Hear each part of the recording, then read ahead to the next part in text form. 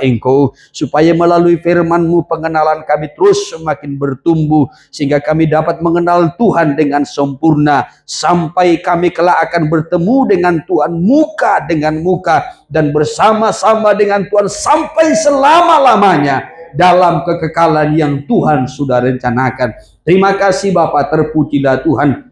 Bagi mula segala pujian, hormat, syukur, dan kemuliaan. Kami mohon, biarlah kiranya firman-Mu pada kesempatan pagi, siang, hari yang indah ini memberkati, melawat setiap kami. Dan kami mohon pengurapan Roh-Mu turun atas kami, terlebih juga atas hamba-Mu secara pribadi. Terpujilah nama Tuhan. Di dalam nama Yesus yang hidup, Tuhan yang kami sembah, Tuhan yang kami layani, hati kami siap menerima kebenaran firman-Mu dengan segala kerendahan hati. Haleluya.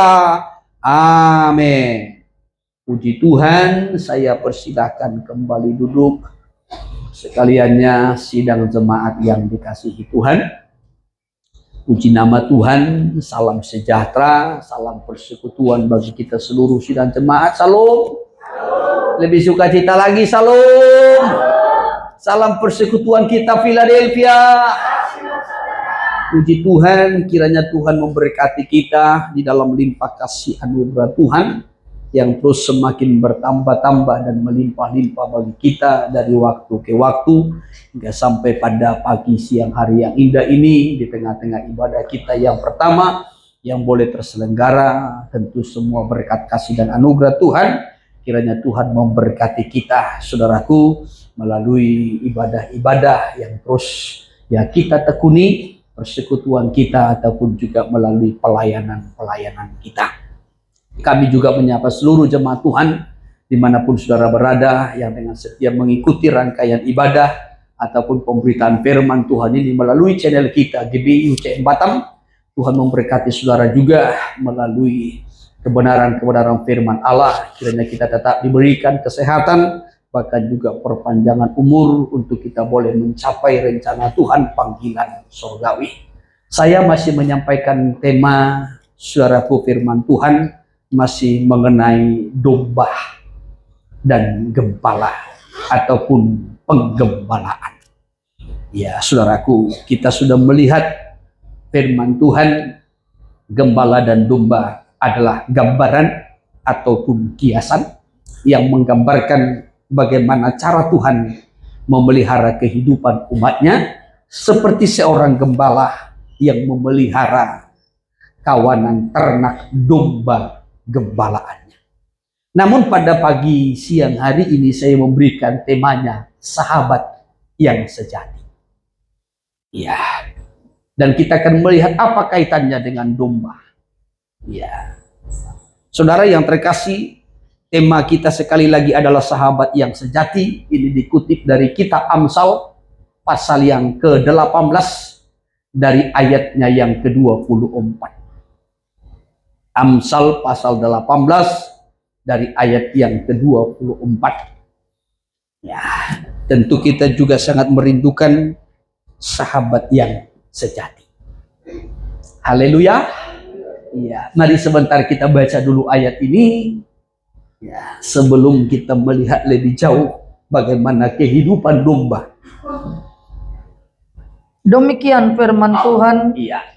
Ada teman yang mendatangkan kecelakaan, Iya. tetapi ada juga sahabat yang lebih karib daripada seorang saudara. Iya. Jadi ada teman yang mendatangkan kecelakaan, tetapi tidak semua. Ya. Kalaupun ada teman kita yang pernah mencelakakan, menyakiti kita, jangan samaratakan. Haleluya. Haleluya. Kalau ada teman yang pernah membuatmu terluka, ada teman yang meninggalkanmu, ya saudaraku, bukan berarti semua teman itu sama. Tetapi dikatakan juga, tetapi, ya kan masih koma toh? Tetapi ada juga sahabat atau teman yang lebih karib daripada seorang saudara. Kalau dalam terjemahan lain itu dikatakan bahwasanya ada sahabat yang lebih karib dari saudara kandung. Ya, lebih karib dari saudara kandung. Jadi dua bentuk teman atau sahabat di sini. Tetapi sebelum lebih jauh kita berbicara tentang sahabat yang sejati. Kembali saya kaitkan dengan domba. Domba adalah hewan yang merasa butuh teman. Saya selalu menyampaikan, saudaraku, baik di waktu-waktu yang lalu, bahwasanya domba itu memiliki naluri berkawanan. Ya, domba tidak bisa hidup sendiri. Ya, tetapi domba selalu hidup berkawanan. Domba tidak bisa hidup tanpa gembala. Domba juga tidak bisa hidup tanpa teman. Ya, tetapi domba itu selalu hidup berkawanan. Domba itu selalu butuh teman. Ya, saya berulang-ulang menyampaikan bahwasanya domba memiliki naluri, ya, berkawanan. Maka kalau domba, ya, sendiri, ya saudaraku, domba itu ngembek. Kalau domba itu sendiri, dia ngembek. Ya.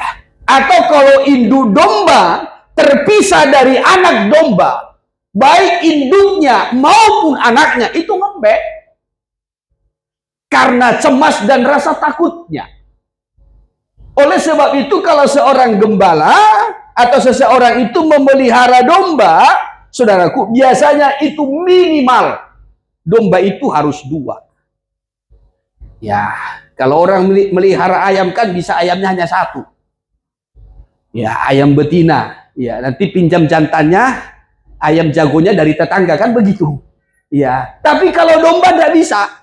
Orang bisa melihara kambing hanya 1 ekor saja dibesarkannya. Orang bisa melihara anjing, ya 1 ekor saja, saudaraku. Ya, dari kecil ya sampai tua, sampai mati bisa. Tapi kalau domba tidak. Biasanya domba itu dipelihara minimal harus ada temannya, minimal itu 2. Ya, kalau tidak domba itu ketakutan, cemas kalau sendiri, maka selalu dia ngembek. Nanti siang malam dia ngembek. Ya, itu menunjukkan bahwasanya domba itu selalu membutuhkan teman. Ya, ketika domba tidak memiliki teman sesama domba, dia bisa membuat yang lain sebagai pengganti. Ya, hewan yang lain sebagai pengganti. Hanya persoalannya hewan yang lain ini apakah berkarakter domba, ya, atau justru binatang buas, kan begitu. Ya, apakah hanya bulunya saja domba, dalamnya serigala? Nah, itu yang bahaya. Ya. Jadi domba itu selalu butuh teman. Ketika dia tidak memiliki teman domba yang lain, maka nanti dia akan menempatkan hewan yang lain sebagai teman pengganti. Dan itu sangat berbahaya kalau itu bukan ternak atau hewan yang memiliki karakter yang sama dengan domba. Paling bahaya kalau itu binatang buas. Sekarang saya kaitkan dengan hidup kita. Kita ini disebutkan sebagai domba-dombanya Tuhan. Kita ini disebutkan sebagai domba-dombanya Tuhan. Amin. Amin. Ya, kita pun butuh teman.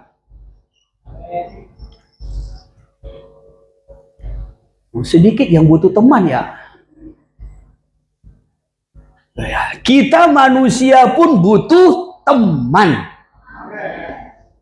Haleluya. Jadi pada dasarnya kita ini manusia membutuhkan teman. Kenapa saya katakan kita ini manusia pada dasarnya membutuhkan teman? Perhatikan. Ketika manusia yang pertama diciptakan Tuhan dan Tuhan tempatkan manusia itu di Taman Eden, itulah laki-laki yang disebutkan namanya Adam. Ya toh? Amen. Setelah jatuh dalam dosa, lalu Tuhan tempatkan di Taman Eden. Dan Tuhan berkata kepada manusia itu supaya Taman Eden itu diusahakan dan dipelihara. Di samping itu Tuhan berfirman supaya manusia itu juga memberikan nama kepada setiap binatang-binatang yang ada di taman itu yang sudah diciptakan Tuhan. Lalu manusia itu memberikan nama yang sesuai. Bahkan sampai hari ini semua binatang ada namanya. Gajah, singa, beruang, macan tutul, tungir, pasat. Ya, semua ada namanya, ya toh?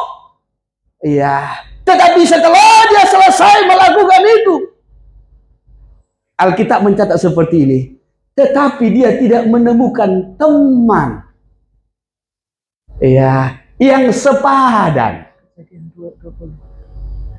Ya, dia tidak menemukan teman, sahabat yang sepadan. Yang ada hanya teman pengganti. Bodat. Monyet. Ya, teman pengganti. Ya, ada ular di situ. Ya. Tetapi dia tidak menemukan teman yang sepadan. Ayat 20 ya. Kejadian 2 ayat 20. Ya. Manusia itu memberi nama kepada segala ternak, Terus kepada burung-burung di udara, ya, dan kepada segala binatang hutan. Ya. Tetapi baginya sendiri ia tidak menjumpai penolong yang sepadan. Nah ini, jadi setelah ia memberikan nama kepada segala ternak, kepada burung-burung di udara, bahkan kepada segala binatang hutan, tetapi, ya ini garis bawahi, tetapi baginya sendiri ia tidak menjumpai penolong sepadan dengan dia. Tidak menjumpai teman yang cocok.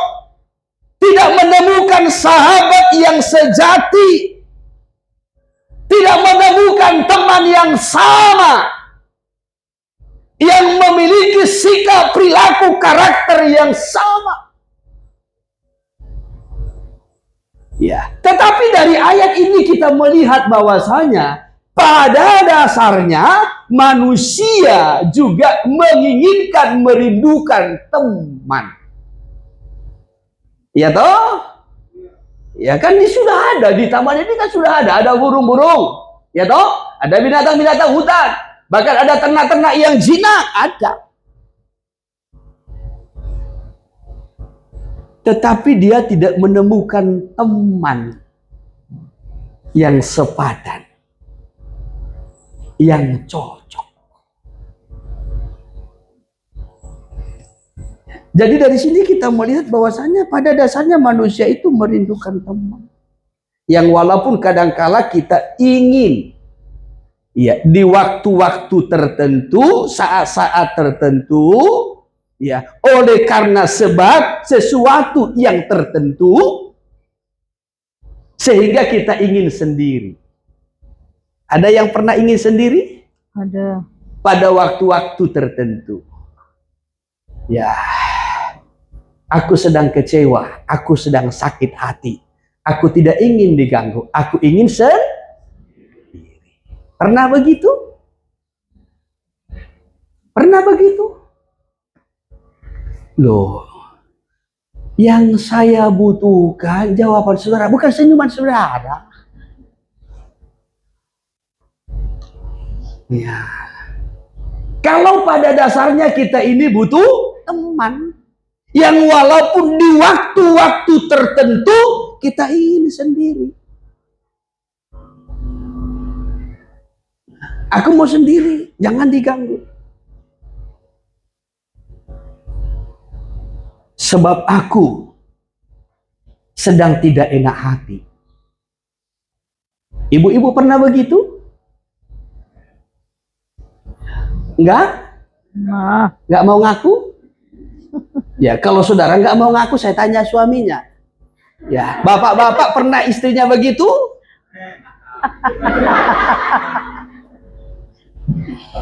Buruah manu lagi teh.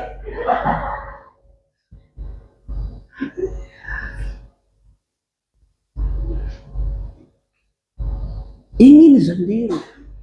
Tetapi tidak selamanya. Ya, ingin sendiri itu karena terluka, karena tersakiti. Ada kalanya juga ingin sendiri karena ingin fokus. Ya, ingin berfokus. ingin mempersiapkan sesuatu, ya, ada hal-hal tertentu. Ada kalanya seseorang itu ingin sendiri karena dia mau berdoa. Ya, kalau Ibu Gembala ini mau berdoa, dia ingin sendiri. Ya, maka kadangkala saudaraku, dia masuk ke kamar yang sebelah karena dia mau berdoa. Ya, saya pun begitu. Kalau saya lagi belajar juga tetap ingin sendiri. Ya, nggak ingin diganggu. Ya, nggak ingin disapa. Ada waktu-waktu tertentu. Tetapi pada dasarnya kita manusia ini ya, butuh teman. Kalau saudara berkata, aku tidak butuh siapa-siapa, ketika saudara sedang marah, nah, ketika saudara sedang emosi, ketika saudara tidak enak hati, ya, aku tidak butuh siapa-siapa, aku tidak butuh teman, aku tidak butuh keluarga, aku tidak butuh orang gereja. Ketika saudara sedang tidak enak hati, pada dasarnya kita ini butuh teman. Amin.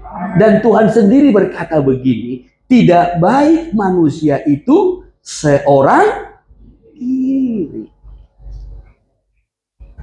Ya, tidak baik manusia itu seorang diri. Hanya kadangkala ayat ini hanya difokuskan kepada orang-orang muda yang sudah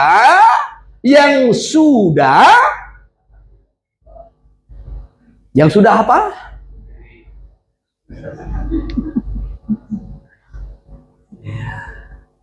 Ayat 18, masih Kejadian 2. Demikian firman Tuhan. Iya. Tuhan Allah berfirman, tidak baik kalau manusia itu seorang diri saja. Tidak baik kalau manusia itu seorang diri saja, kata Tuhan. Terus, aku akan menjadikan penolong baginya yang sepadan dengan dia. Maka aku akan menjadikan seorang penolong baginya yang sepadan dengan dia. Kalau tadi manusia itu mencari teman yang sepadan, dan Tuhan tahu manusia itu butuh teman yang sepadan, bukan hanya sekedar teman. Kalau hanya sekedar teman pengganti, binatang buas, binatang liar, binatang ternak, burung-burung di udara bisa jadi teman. Tetapi bukan teman yang sepadan. Ya, dan Tuhan tahu akan hal itu. Maka Tuhan berkata, tidak baik kalau manusia itu seorang diri saja. Kalau manusia itu seorang diri saja, manusia bisa stres.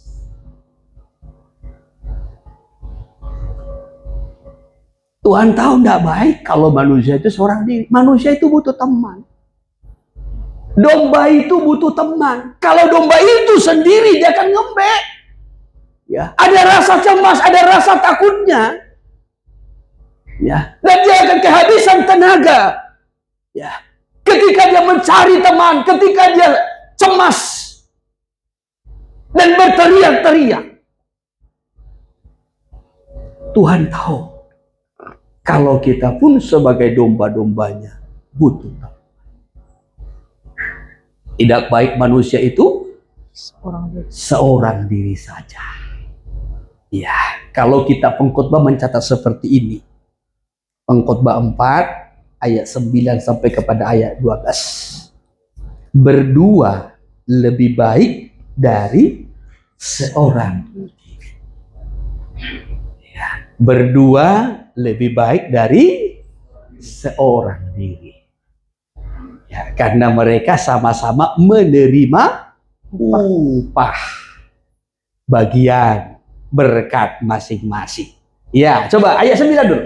Ayat 9. Berdua lebih baik daripada seorang diri, karena mereka menerima upah yang baik dari dalam jerih payah mereka. Ya, karena mereka akan sama-sama menerima upah dari jerih payah, dari perjuangan, dari ketekunan, dari kesungguhan mereka.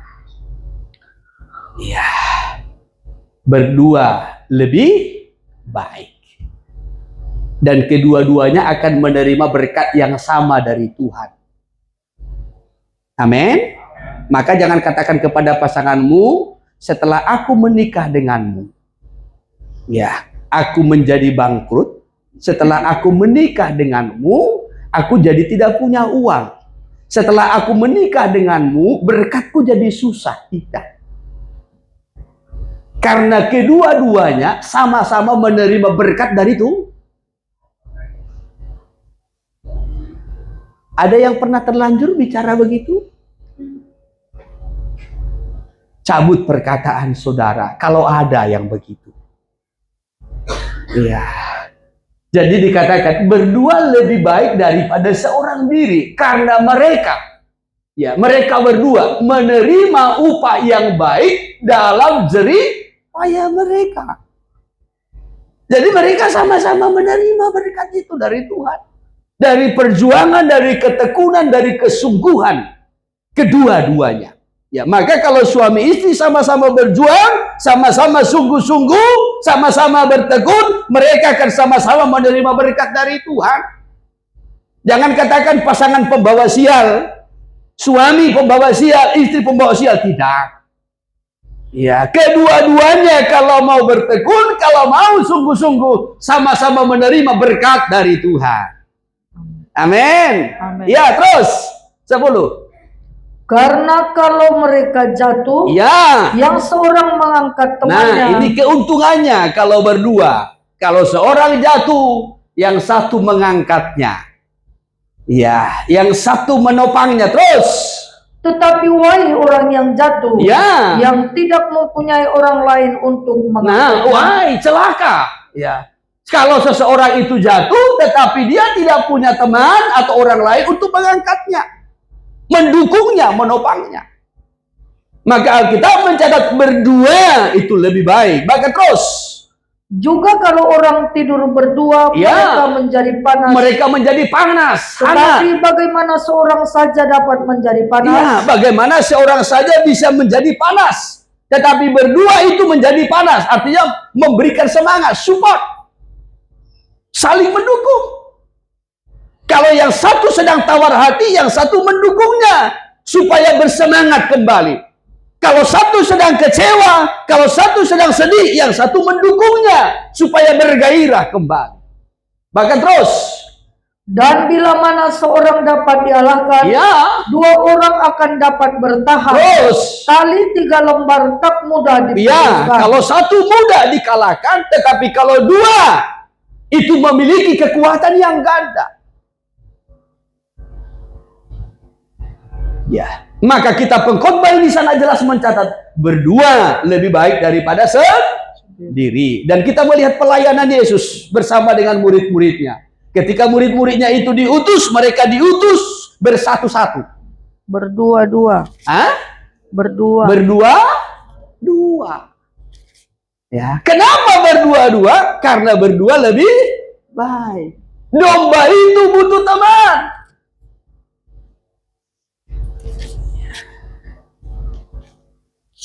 Tuhan tahu manusia itu tidak bisa hidup sendiri. Tetapi manusia itu selalu membutuhkan teman. Oleh sebab itu seperti dombalah, ngembeklah melalui doamu. Mintalah kepada Tuhan supaya Tuhan mempertemukan dan memberikan teman atau sahabat yang sejati. Haleluya. Haleluya. Domba itu kalau sendiri dia ngembek. Ya, ngembek. Ya, untuk mencari teman. Ya, dia berteriak, dia berseru. Ya, maka nanti akan datang temannya. Oleh sebab itu tadi saya sampaikan demikian halnya dengan kita. Ngembeklah, berdoalah, berserulah kepada Tuhan, mintalah kepada Tuhan supaya Tuhan memberikan teman yang sejati. Haleluya. Nah, kita kembali kepada tema kita. Amsal pasal yang ke-18 ayatnya yang ke-24. Dikatakan tadi ada teman yang mendatangkan celaka, tetapi ada juga sahabat yang lebih karib daripada seorang saudara. Saya minta dibacakan dulu dalam terjemahan. Terjemahan bahasa sehari-hari. Terjemahan bahasa sehari-hari. Demikian. Iya. Ada sahabat yang tidak setia. Iya. Ada pula yang lebih akrab dari saudara. Iya. Ada sahabat yang tidak setia. Tidak setia. Saudara punya sahabat yang tidak setia? Hah? Tidak? Tidak mau diakui? Ada pula yang lebih akrab dari saudara. Saudara punya teman yang mana? Yang nomor 1 atau nomor 2? Atau dua-duanya?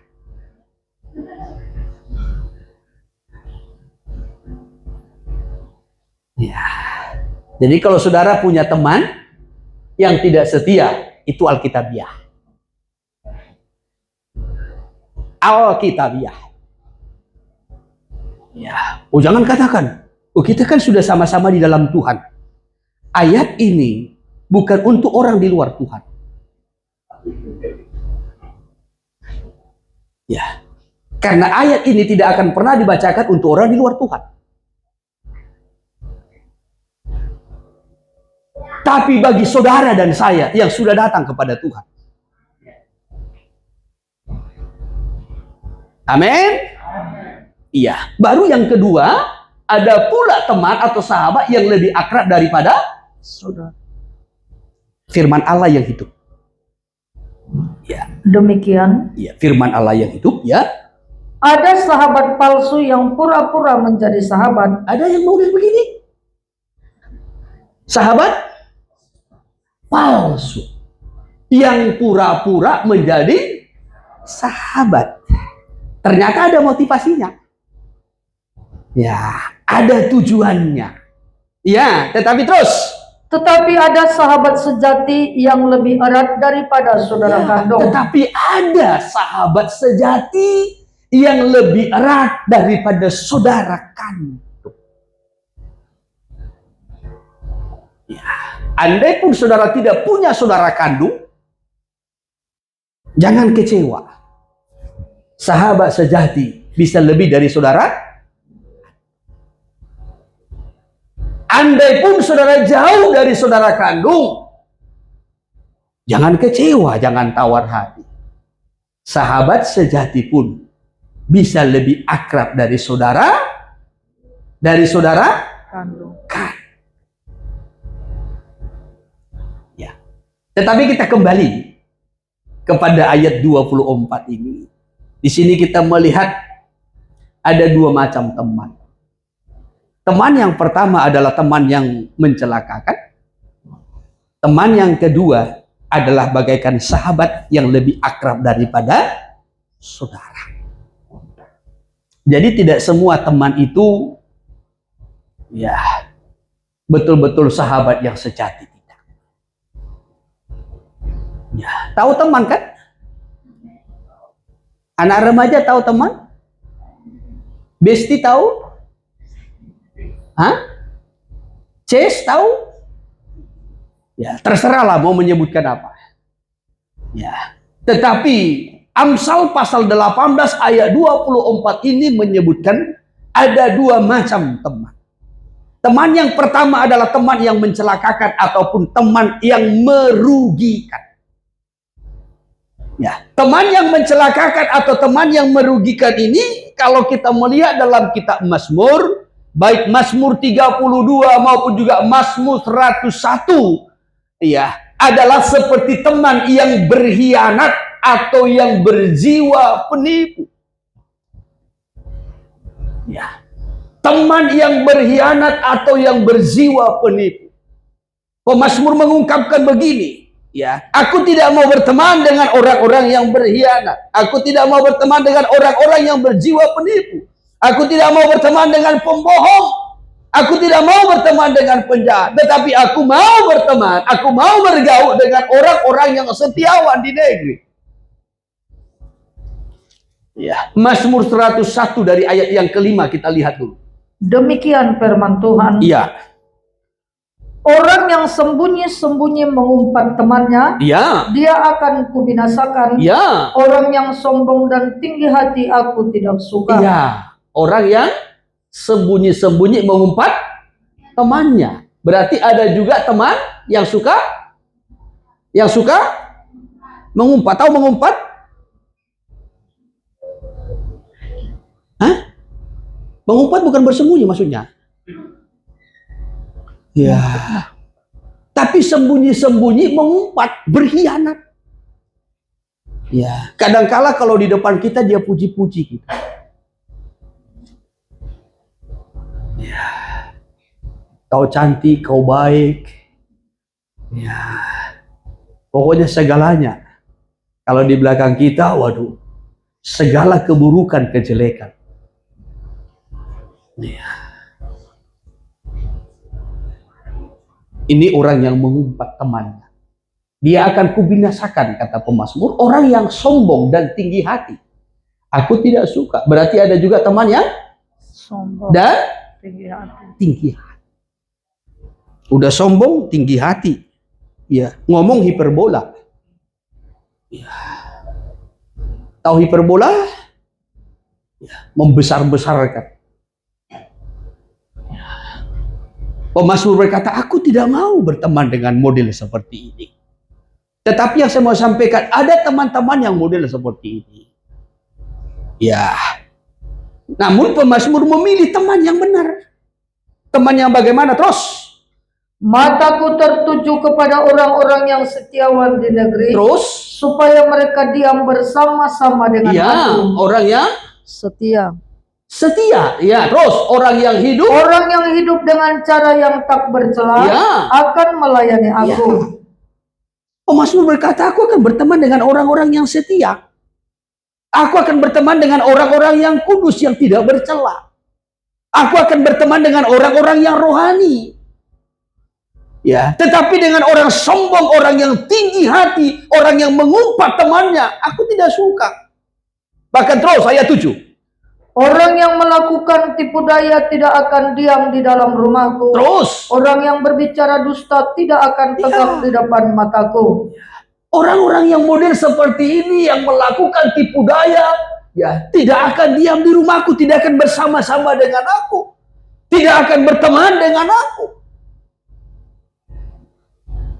Yang saya mau kutip, ada model-model teman yang seperti ini.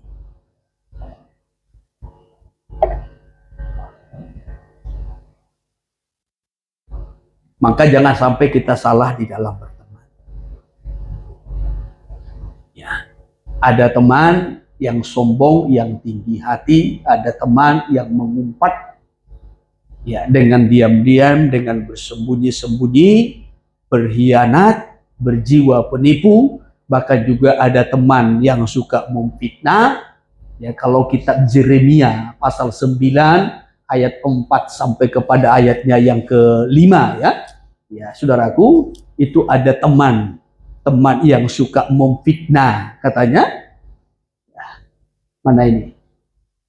Yeremia 9 ayat yang keempat. Ya, baiklah. Baiklah setiap orang berjaga-jaga terhadap temannya. Terus. Dan janganlah percaya kepada saudara manapun. Terus. Sebab setiap saudara adalah penipu ulut. Ya, terus. Dan setiap teman berjalan kian kemari sebagai pemfitnah.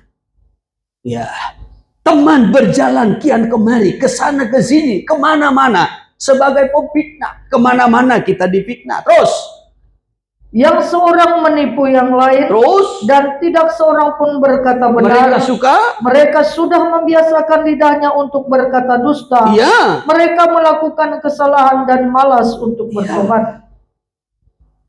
Sudah terbiasa dengan fitnah, dengan gosip, ya, dengan kebohongan-kebohongan. Mereka malas untuk bertobat. Tetapi lidahnya sudah terbiasa dengan kata-kata fitnah, dengan kata-kata gosip, menjelekkan, merendahkan, menghina. Ada model-model teman yang seperti ini. Ada teman yang berjiwa penipu. Ada teman yang sombong, yang tinggi hati, yang angkuh. Memang pada dasarnya kita merindu punya teman. Tetapi jangan sampai kita terjebak kepada teman yang salah. Domba juga butuh teman. Tetapi jangan sampai domba itu memiliki teman yang salah. Harus sama-sama domba. Ketika dia memiliki teman yang salah, dia mengira itu domba, padahal itu serigala habis. Ya, kita pun sebagai manusia yang disebutkan sebagai domba-dombanya Allah, kita butuh teman. Tapi jangan salah dalam memilih, jangan salah dalam pertemanan. Ya, ada banyak macam-macam teman, teman yang mencelakakan, teman yang merugikan. Ini model yang pertama tadi, sebelum kita melihat teman yang sejati. Ya, kita melihat dulu ada teman yang mencelakakan. Ya, yang merusak, yang merugikan. Kalau Ayub berkata seperti ini, teman-temanku menjauhiku, teman-temanku meninggalkanku. Ya, pada waktu kapan itu? Ketika Ayub itu berada dalam ujian. Ketika Ayub itu jaya, semua datang berteman. Bahkan mengakui Ayub itu sebagai teman.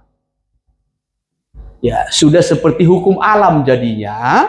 Ya, kalau kita ini punya sesuatu yang bisa dibagi, dinikmati oleh orang lain, kita punya banyak teman.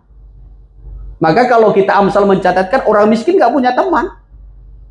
Kalau orang kaya banyak teman. Ya.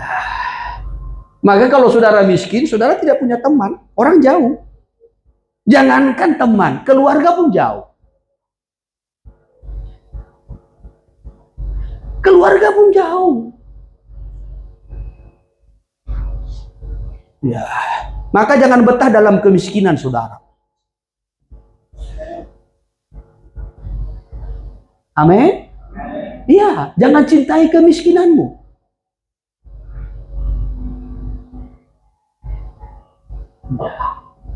Ketika kita berada dalam kondisi itu, semua akan jauh.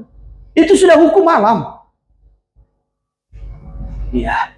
Maka ketika Ayub kehilangan semuanya,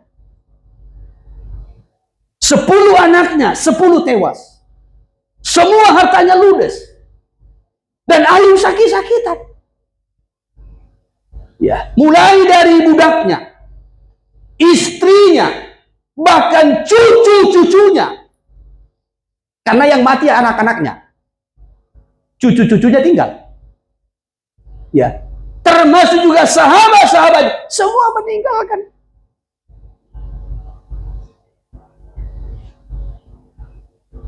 Ketika Ayub sudah kehilangan segala-galanya. Ayub 19 ayat 14 mencatat demikian. Ayub 19, coba dari ayat 14. Demikian kaum kerabatku ya, kaum kerabatku menghindar ya, dan kawan-kawanku melupakan aku. Ya, semua menghindar. Nah, si Ayupi sorong behepeng na, sotong roan no. Ya. Sotung ro. Nah, ngapain? Marutan. Ya kan kira-kira begitu. Iya. Sehingga semua menghindar.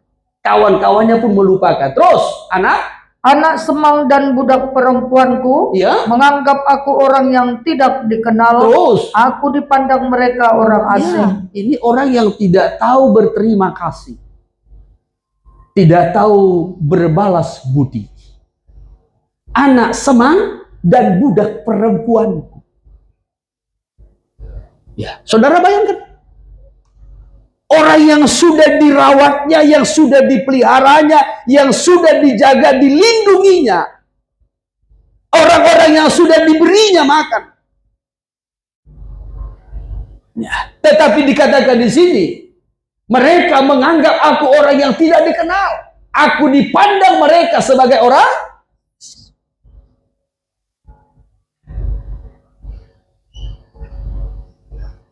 Ada temanmu yang tidak tahu berterima kasih? Teman yang melupakan kebaikan, teman yang tidak tahu bersyukur. Ada yang seperti itu. Bahkan terus, kalau aku memanggil budakku, ya, ia tidak menyahut. Terus, aku harus membujuknya dengan kata-kata manis. Ya, harus kubujuk dengan kata-kata manis. Ya, kupanggil. Itu pun gak mau. Dengar, tetapi tidak menyahut. Gak tahu ada anak-anak seperti itu. Ibu-ibu ada anak-anaknya seperti itu. Dipanggil anaknya, dengarnya dia. Tapi pura-pura tidak.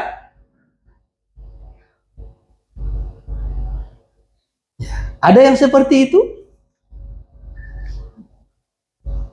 Anak remaja ada yang seperti itu? Pemain tamborin ada yang begitu ya? Jangan nunduk-nunduk, Kinang. Ya. Ketika dipanggil ibunya, dengar? Ya, pasti nyuci piring, pasti nyuci piring. Ya, sehingga pura-pura tidak. Dipanggil, Meli, Meli. Ya, dengarnya, tapi pura-pura tidak.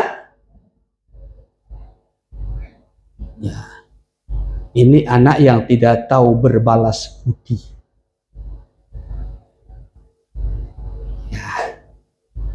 Jangan begitu nak ya.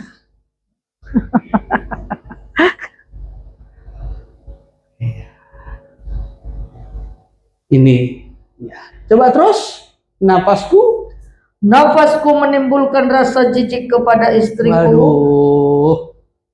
Ya, istri Ayub. Iya. Nafasku menimbulkan rasa jijik kepada istriku, katanya. Ya. Saudara bayangkan, ya, bagaimana istrinya pun menghindarinya, dan bauku memualkan saudara-saudara sekandungku. Terus bahkan kanak-kanak pun menghina aku. Ya. Kalau aku mau berdiri, mereka mengejek aku. Ya, anak-anak pun menghina. Kalau aku berdiri, ya, mereka mengejek aku. Saya baca ini dalam bahasa daerah, ini lebih enak. Saudara nanti boleh baca. Ya, karena kalau saya terangkan pun dalam bahasa daerah, tidak semua saudara bisa mengerti. Ya, termasuk orang Batak sendiri pun mungkin nggak ngerti. Ya, karena bahasanya ada sedikit halus. Ya. Nah, saudara yang terkasih, termasuk cucu-cucunya. Ya. Semua. Terus, semua teman karibku merasa muak terhadap aku. Ya, terus. Dan mereka yang kukasihi berbalik melawan aku. Mereka yang kukasihi, yang selama ini kukasihi, kuperhatikan, kupedulikan, justru mereka berbalik melawan aku. Ada teman-teman yang model seperti ini, teman-teman yang tidak tahu berbalas budi dan melupakan jasa-jasa kebaikan. Ini yang disebutkan oleh Amsal 18 tadi, ada teman yang mencelakakan, yang merugikan, yang tidak tahu berbalas budi, saudaraku, yang melupakan jasa. Tapi ada teman model yang kedua, yaitu sahabat yang sejati.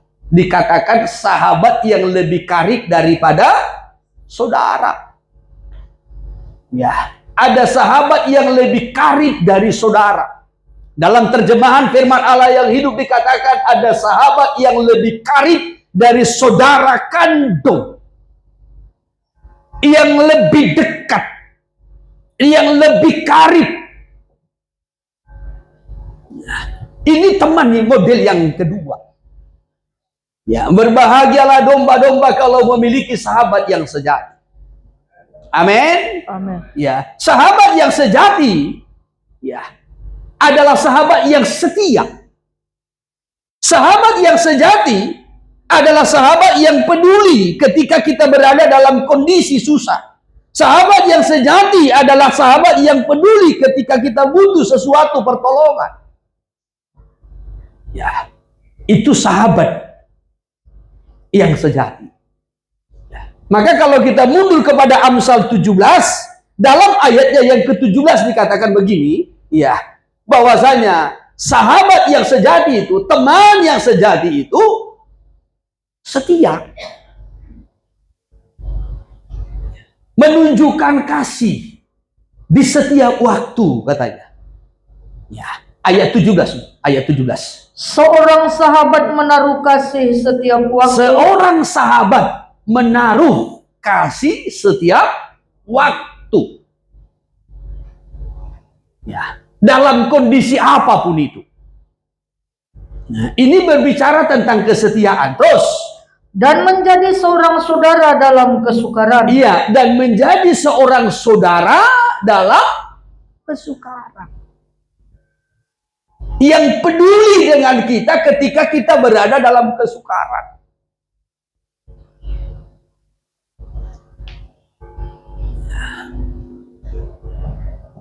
Tentu biasanya yang paling peduli dengan kita ketika kita berada dalam kesukaran, dalam kesusahan itu adalah keluarga. Apalagi keluarga dekat, keluarga kandung.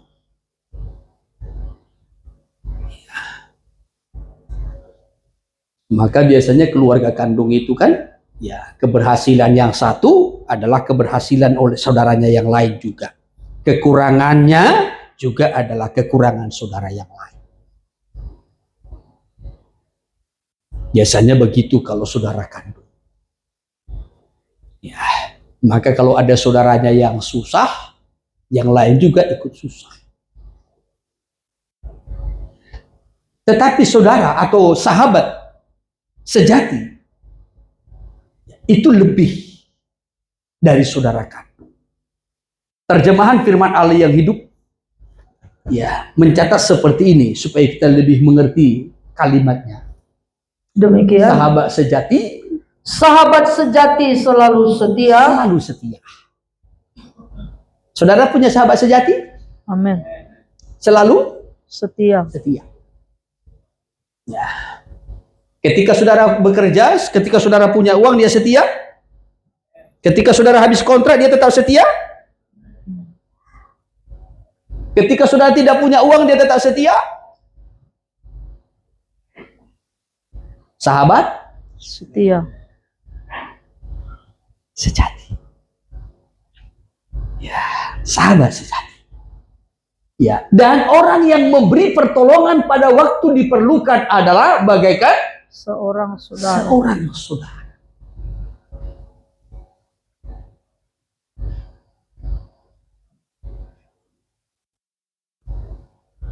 Ini yang disebut dengan sahabat sejati.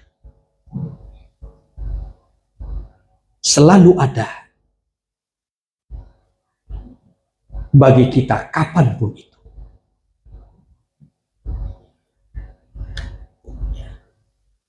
Sahabat sejati itu tidak hanya ada ketika kita diberkati, ketika kita sehat, ketika kita jaya, ketika kita baik-baik saja, tidak. Tapi sahabat sejati, dia ada kapan saja, dalam situasi, kondisi apapun kita berada. Maka kalau domba selalu memiliki naluri berkawanan. Bukan hanya ketika sama-sama makan rumput, minum ke tempat air yang jernih, tidak. Tetapi ketika menghadapi ancaman pun. Saya sudah sampaikan bagaimana domba itu akan berkerumun lebih dekat. Berhimpit-himpitan. Ketika berada dalam ancaman. Justru sama-sama menghadapi. Ya. Tidak satu pun domba itu nanti yang akan melarikan diri, menyelamatkan dirinya sendiri, tidak. Tetapi justru akan semakin merapat. Kumpulan itu akan semakin merapat. Dan domba-domba itu berhimpit-himpitan. Untuk menghadapi situasi yang sangat mencemaskan. Karena sama-sama domba. Sahabat sejati. Ya, sahabat sejati. Sahabat sejati selalu ada dalam situasi apa, dalam kondisi apa. Tadi kita sudah melihat dalam terjemahan firman Allah yang hidup ya. Atau ada terjemahan sederhana ini? Tidak ada. Ada terjemahan sederhana? Tidak ada. Terjemahan sederhana sebenarnya ada itu, tetapi edisi 3, bukan edisi 2,5.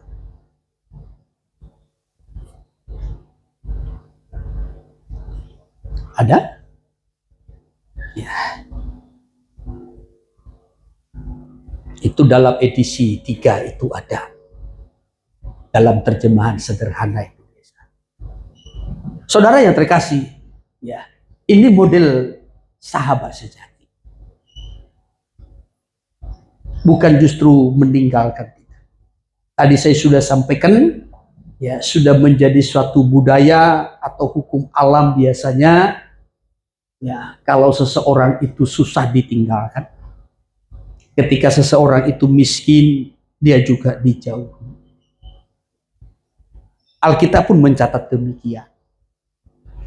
Ya, tetapi berbeda dengan sahabat sejati.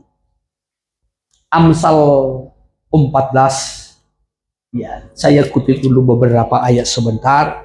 Amsal 14 ayat 20, ayat 20. Juga oleh temannya orang miskin itu dibenci, Iya. tetapi sahabat orang kaya itu banyak. Iya, sahabat orang kaya banyak. Ya, tetapi dikatakan tadi juga oleh temannya orang miskin itu Dibenci. Ya. Maka kalau saudara tetap dalam kemiskinanmu, siap-siaplah banyak orang yang membenci dan meninggalkan. Tetapi kalau saudara kaya, ya, semua akan mengaku teman. Itu sudah hukumnya. Ya, kita naik dulu kepada pasal 19 ini. Pasal 19 ini, ya, ayatnya yang keempat. Ayat 4. Kekayaan menambah banyak sahabat. Kekayaan menambah banyak sahabat. Tetapi orang miskin ditinggalkan sahabatnya. Tetapi orang miskin ditinggalkan. Maka makin kaya, makin diberkati, makin banyak yang merapat, makin miskin, makin bangkrut, makin banyak yang meninggalkan. Itu sudah hukum. Tetapi berbeda dengan sahabat Setia. Ya, berbeda dengan sahabat sejati. Maka kita bisa mengerti mana sahabat yang sejati. Mana teman yang mencelakakan, mana teman yang merugikan, mana teman yang hanya mencari keuntungan. Ya, di tengah-tengah dunia, saudaraku, di tengah-tengah hidup kita di dunia ini, dua macam teman ini akan kita hadapi. Dua teman ini akan kita jumpai, ya, dalam kehidupan kita. Ya. Saudara yang terkasih, ya, Daud sendiri, kalau kita melihat bagaimana kehidupan Daud, juga memiliki dua macam teman ini. Ada teman yang mencelakakan, ada teman yang merugikan, tetapi ada teman yang mendukung. Ya, salah satu teman yang merugikan dia ataupun yang mencelakakan dia, saudaraku, yang sembunyi-sembunyi mengumpatnya adalah Ahitofel. Ya, siapa Ahitofel itu? Ahitofel itu orang dekatnya. Ya, sampai dikatakan begini dalam kitab Mazmur, orang yang sudah makan rotiku, tetapi mengangkat tumitnya kepada aku. Orang yang sudah makan rotiku, tetapi menghina dan merendahkan aku. Dia adalah sahabatku. Dia adalah temanku. Dia orang dekatku. Orang yang bersama-sama dengan aku masuk ke rumah Tuhan untuk beribadah. Tetapi dia berkhianat. Dia bersekutu dengan anakku Absalom, lalu memberontak, mengkhianat kepada aku. Waduh. Ahitofel itu orang dekatnya Daud. Tetapi akhirnya Ahitofel itu bersekutu dengan Absalom, anaknya Daud, untuk mengkudeta Daud dari takhta kerajaan dan merebut kerajaan itu.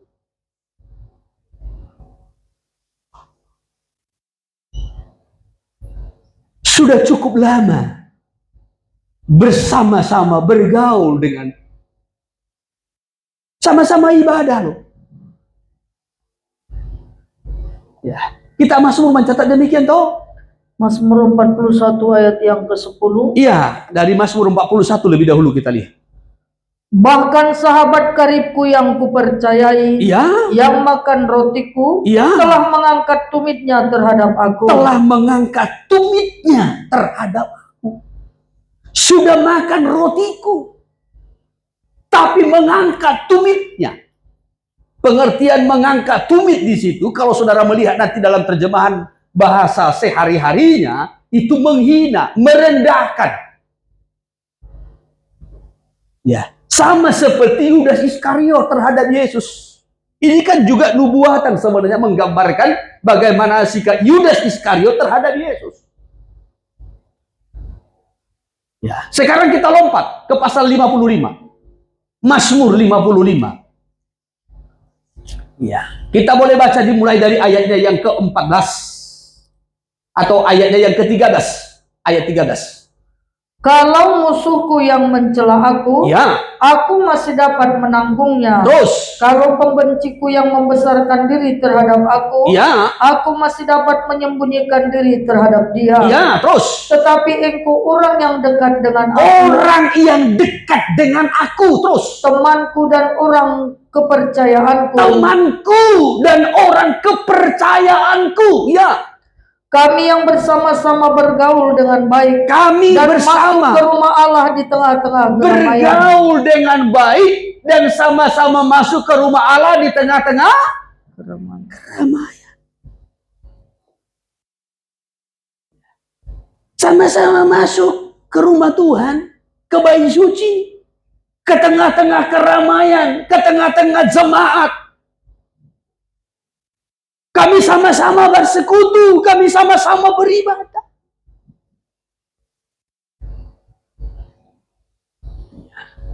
Kalau dikatakan tadi dari ayat 13, kalau orang lain, itu ya, ayat 13 ya, kalau musuhku atau orang lain yang mencela aku masih dapat menanggungnya, aku terima. Ya. Kalau musuhku yang mencela, yang menghina aku, yang merendahkan aku terima. Kalau musuhku menjelek-jelekkan aku, menggosipkan aku terima. Ya, memang dari dulu, ya sejak aku kenal itu, ya memang begitu dia sama aku. Nggak tahu apa cemburunya dia dengan aku. Nah, kira-kira begitu kan? Ya. Nggak tahu aku tetanggaku itu. Pokoknya semenjak kami di situ dari dulu, ya nggak senang dengan aku. Nah, entah apa salahku, kusapa pun cuek.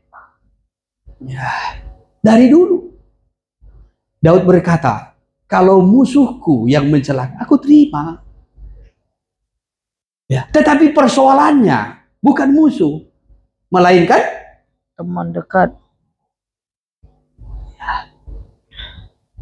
Kalau pembenciku yang membesarkan diri terhadap aku masih dapat, mana ini ayatnya? Aku masih dapat menolak. Aku masih dapat menyembunyikan diri terhadap dia. Artinya aku bisa hindari. Kalau orang-orang yang membenciku, aku bisa hindari. Ya, memang tetanggaku itu dari dulu benci sama aku, selalu kuhindari. Ya, karena kalau ketemu, ya segala macam tingkahnya lah, yang nyanyilah dia, ya, yang gitulah dia. Ya, maka setiap ketemu dengan tetangga aku hindari. Ya, daripada kami nanti ribut. Memang dari dulu udah begitu. Sejak kenal. Ya, dalam pertemuan pertama dengan dia pun. Ya, sudah nggak enak sikapnya. Itu kalau musuh. Aku bisa terima, kata Daud. Tetapi persoalannya, ayatnya yang ke-14 tadi, tetapi engkau orang yang dekat dengan aku, temanku dan orang. Engkau orang yang dekat. Engkau temanku, engkau bestiku. Bestia. Orang yang ku percaya. Ya. Justru mengkhianati aku.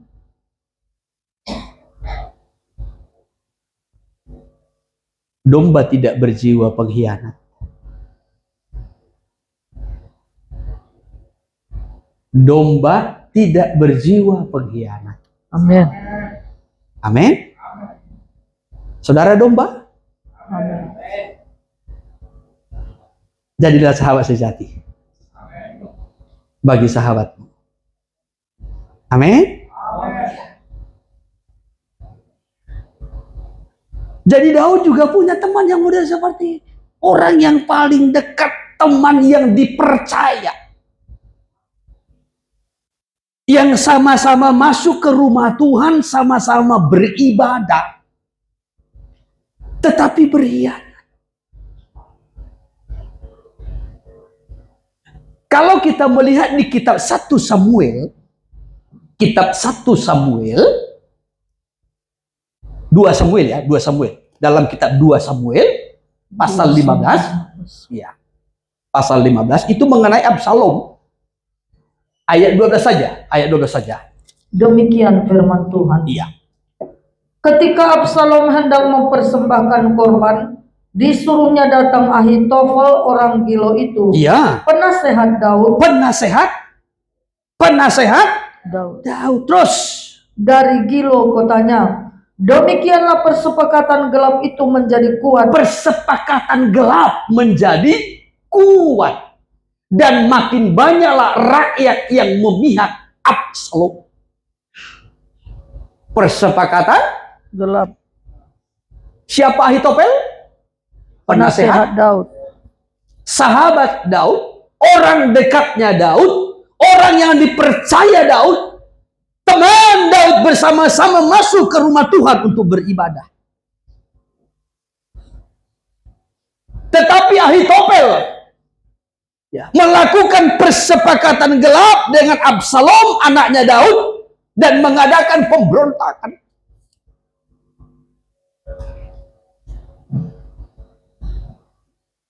Wah, ini sadis.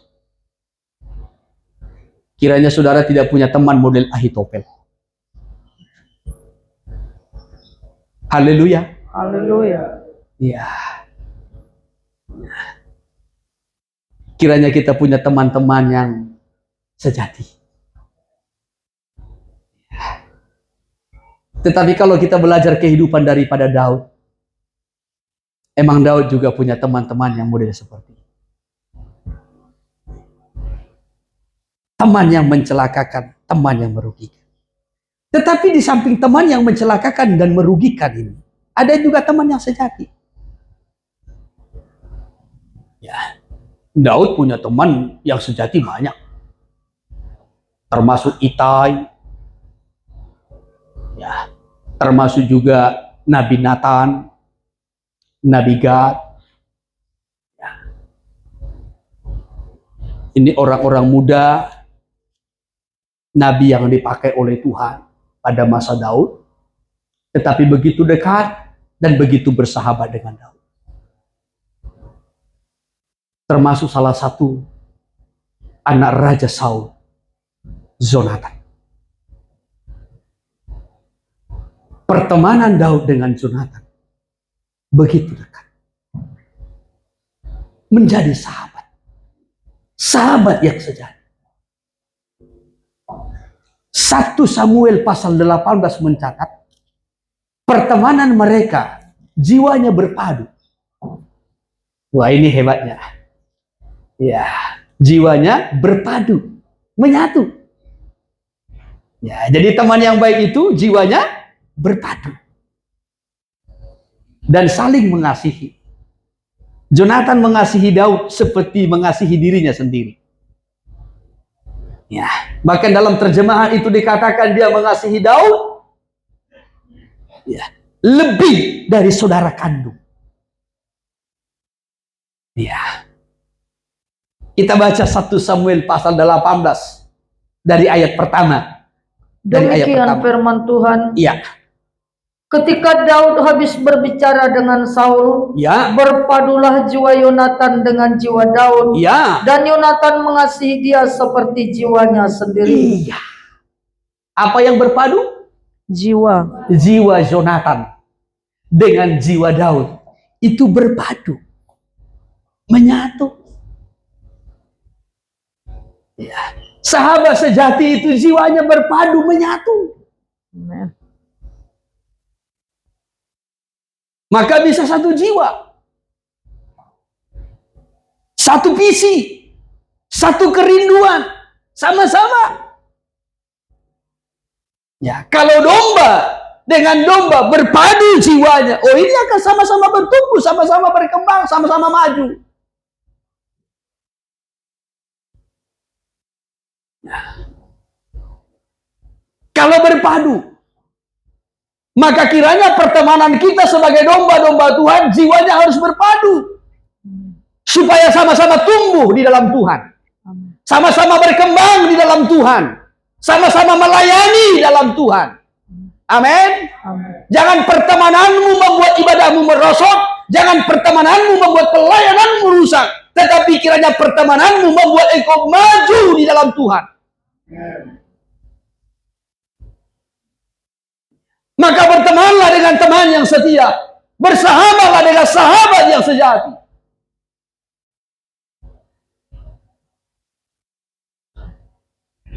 Domba butuh teman. Tetapi teman yang paling baik bagi domba adalah domba. Nanti akan saya sampaikan, saudaraku, dalam ibadah yang kedua. Kalau domba, tidak ada yang ingin jadi pemimpin.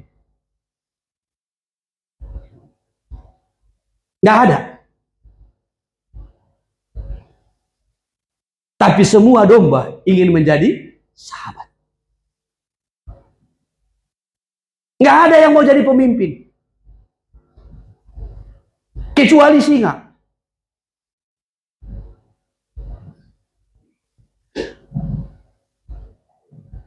Siapa yang lebih hebat? Siapa yang lebih kuat? Itu pemimpin. Domba tidak. Maka kalau dalam gereja yang ada hanya domba-dombanya Tuhan, nggak ada yang ingin menonjol, jadi pemimpin, jadi terkemuka. Semua ingin membangun persahabatan. Kita sama-sama maju, kita sama-sama bertumbuh, kita sama-sama berkemenangan. Itu domba.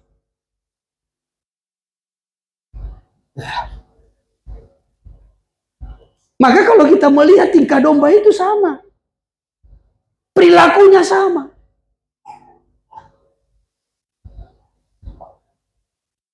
Nggak ada domba yang ingin menjadi pemimpin. Aku di depan jadi pemimpin. Tidak.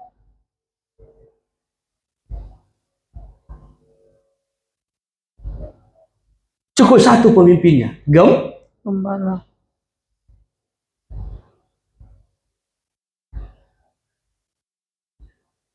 Nggak ada yang mau di depan. Tapi semua kawanan. Itu uniknya domba. Beda dengan binatang lain.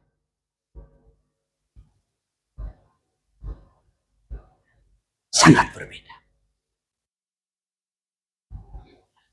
Nah, kembali kita memperhatikan. Bagaimana persahabatan antara Daud dengan Jonatan? Jiwanya berpadu, menyatu.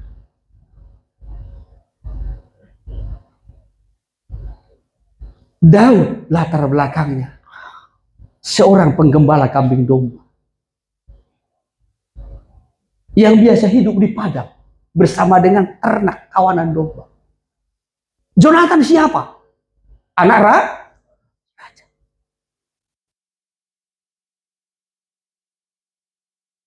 Anak raja, bukan hanya sekedar anak raja. Kalau kita belajar tentang kehidupan Saul bapaknya, Saul orang berada.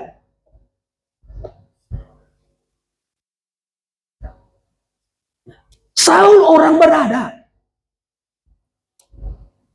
Dengan kata lain, Saul orang kaya. Kalau soal tampak, Saul juga punya tampak. Bagaimana penampilannya, tingginya. Biasanya kalau bapaknya ganteng, anaknya juga. Anaknya juga Ganteng. Saudara nggak mau mengakui anak saudara. Kalau bapaknya ganteng, anaknya? Ganteng. Kalau saya berkata tidak. Kalau saya berkata kalau bapaknya ganteng, anaknya lebih ganteng. Kalau ibunya cantik, anaknya, putrinya lebih cantik. Amen. Mau ibu-ibu mengakui? Amen. Anak saudara lebih cantik? Amin. Amen. Nanti katakan kepada anak saudara, nak, kau lebih cantik dari mama. Ya, nak, kau lebih ganteng dari bapak. Ya.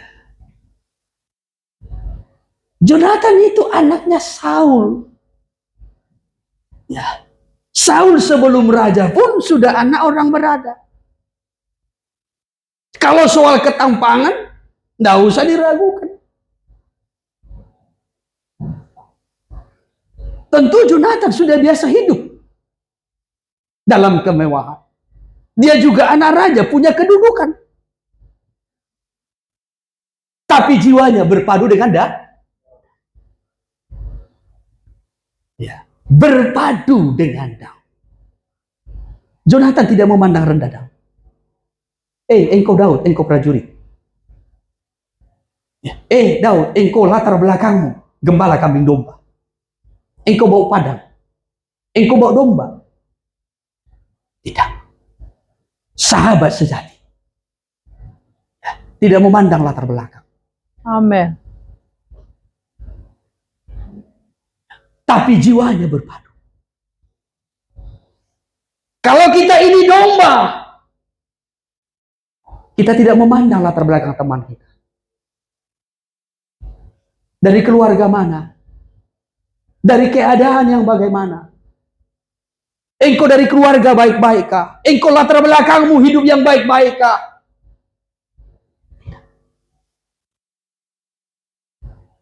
Tapi jiwanya berpadu. Menyatu. Tidak hanya itu. Dikatakan, dan Jonatan mengasihi Daud seperti jiwanya sendiri. Seperti mengasihi dirinya sendiri. Ya. Mengasihi sahabat, teman kita itu seperti mengasihi diri kita sendiri.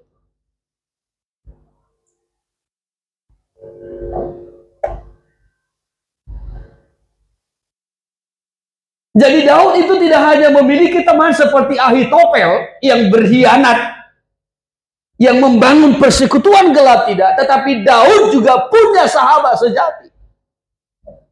Baik itu Itai, baik itu Nabi Gad, Nabi Nathan, termasuk juga Jonatan, anaknya Raja Saul. Walaupun Raja Saul akhirnya membenci Daud, tetapi persahabatan Jonatan dengan Daud tetap terpelihara. Bapaknya membenci Daud pada akhirnya.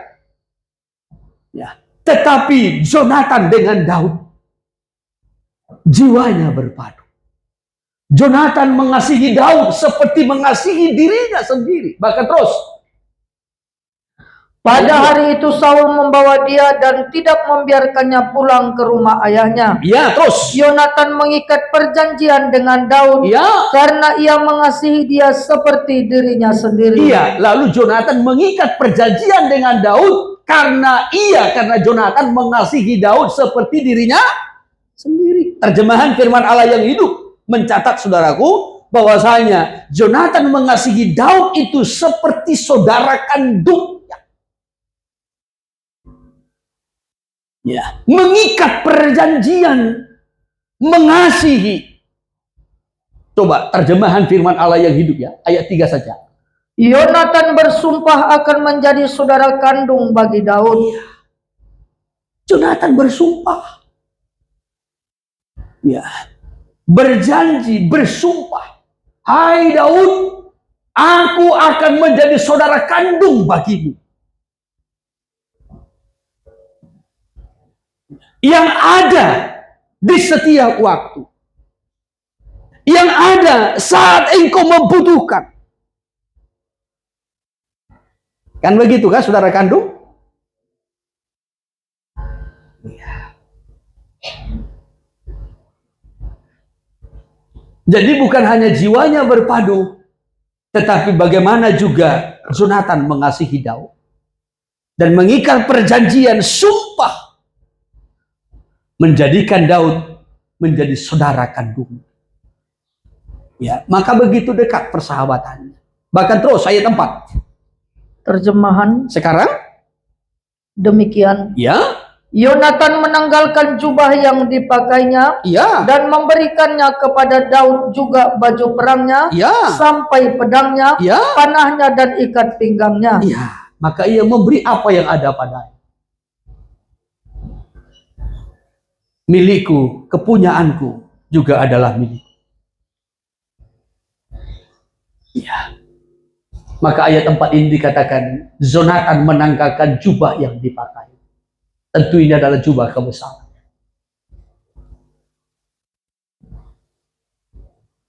Kalau sahabat yang sejati terangkat, maka temannya juga terangkat. Kalau sahabat yang sejati memiliki jubah kebesaran, maka temannya juga mengalami. Bahkan terus, dan memberikannya kepada Daud juga baju perangnya, sampai pedangnya, panahnya, dan ikat pinggang. Sahabat sejati. Kalau domba betul-betul menyatu padu,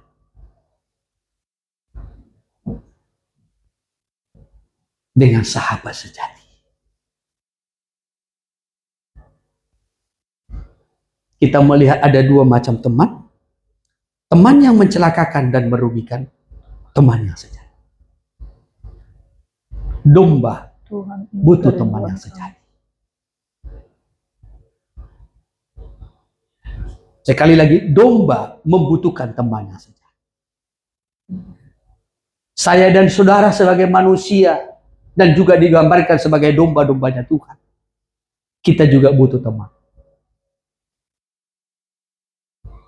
Tetapi mintalah kepada Tuhan supaya Tuhan memberikan teman yang sejati. Bertemanlah dengan sesama domba. Jangan salah dalam berteman. Haleluya. Jangan karena kita butuh teman pengganti, ya saudaraku, sehingga kita sembarangan berteman. Ya. Domba, saya sudah sampaikan dalam ibadah kita pada minggu-minggu yang lalu, domba itu mudah ikut arus. Domba itu tidak tahu apa yang terbaik baginya. Hal yang sama dengan kita. Kadangkala pun kita tidak tahu mana yang terbaik untuk kita. Sehingga kita salah dalam berteman, salah dalam bergaul. Bukan justru membangun kehidupan rohani kita, bukan justru membawa kita bertumbuh, meningkat dalam Tuhan, justru membawa kita makin jauh. Dan kita menjadi mangsa bagi para penyesat-penyesat. Alkitab mencatat seperti ini dalam kitab Korintus, bahwasanya pergaulan yang buruk merusakkan kebiasaan yang baik. Maka jangan salah dalam bergaul. Jangan salah dalam memilih teman. Kalau pemazmur tadi berkata, aku akan berteman dengan orang-orang yang setiawan. Dengan orang-orang yang kudus, orang-orang yang rohani. Aku tidak akan berteman dengan orang-orang yang berjiwa penuh. Sebab kita domba-dombanya Tuhan. Kita butuh domba yang memiliki karakter yang sama. Haleluya. Haleluya. Haleluya. Haleluya. Bertemanlah dengan orang-orang yang memiliki roh yang sama. Jiwa yang sama. Visi yang sama. Itulah domba. Bisa ditangkap? Amin. Haleluya. Haleluya. Iya. Satu ayat lagi saya kutip. Ungkapan Rasul Paulus begini. Aku dengan Titus memiliki cara yang sama dan juga sikap yang sama. 2 Korintus pasal 12 dari ayat 18 saja saya kutip. Demikian firman Tuhan. Iya. Memang aku telah meminta Titus untuk pergi dan bersama-sama dengan dia. Ya. Aku mengutus saudara yang lain itu. Ya. Adakah Titus mengambil untung daripada kamu? Ya, terus. Tidakkah kami berdua hidup menurut roh yang sama? Bukankah kami berdua hidup menurut roh yang sama? Jadi pertemanan Titus bukan untuk mencari keuntungan.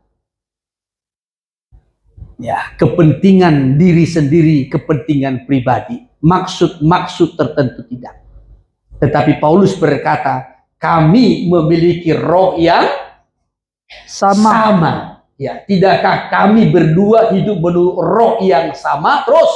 Dan tidakkah kami berlaku menurut cara yang sama? Dan kami juga berlaku, bertindak, berbuat dengan cara yang itulah domba. Ya, sekali lagi itulah domba. Domba itu selalu bertingkah, domba itu selalu bersikap, domba itu selalu berkarakter sama dengan yang lain. Saya sudah terangkan pada minggu-minggu yang lalu, kalau ada satu domba nanti yang melompat, domba yang lain itu ikut. Ya, kalau ada satu domba nanti yang tergeletak, yang lain itu ikut. Selalu mengikuti dengan cara yang sama. Ya, demikian halnya dengan kita. Domba-domba itu berpadu jiwanya, rohnya, bahkan juga caranya. Artinya saudaraku, ya, sehingga kita sama-sama bertumbuh, sama-sama maju, sama-sama berkembang. Amin. Amin. Amin. Pertemanan bukan untuk merugikan, pertemanan bukan untuk merendahkan, tetapi pertemanan itu membuat kita maju bersama. Ingat, domba tidak berusaha untuk menjadi pemimpin, tetapi domba berusaha untuk menjadi teman. Tuhan memberkati. Haleluya.